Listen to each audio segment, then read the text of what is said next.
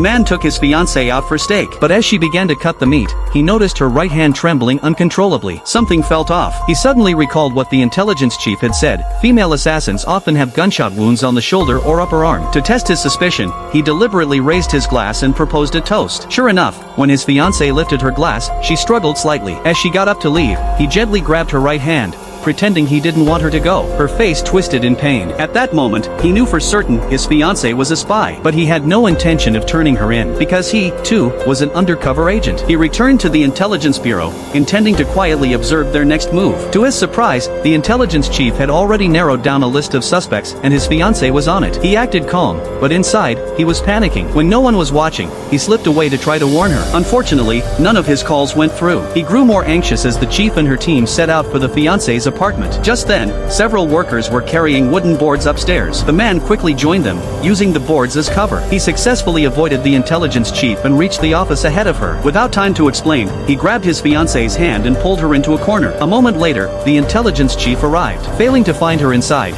she asked the receptionist about her whereabouts. Luckily, the fiancé had already created an alibi in advance. For a moment, it seemed they had escaped danger, but the investigation soon uncovered the close relationship between them. Now the man, too, became a suspect. To clear his name, he called his fiancée and said he was coming to see her. In reality, he planned to confront her in person to verify the truth. Soon, he arrived at her office. Without a word, he grabbed her hand and began checking it. The intelligence chief followed close behind and conducted her own examination. But no matter who pressed or pulled, the woman remained calm, showing no sign of pain. In fact, she looked angry, as if offended by the accusation. Without any clear evidence, the chief had no choice but to apologize. What no one knew was that everything had been planned in advance. During their earlier phone call, the fiancé had sensed something was wrong. After hanging up, she injected a local anesthetic into her wound, so when the inspection came, she showed no pain at all. In truth, the force of the examination had reopened the injury, and she was already bleeding.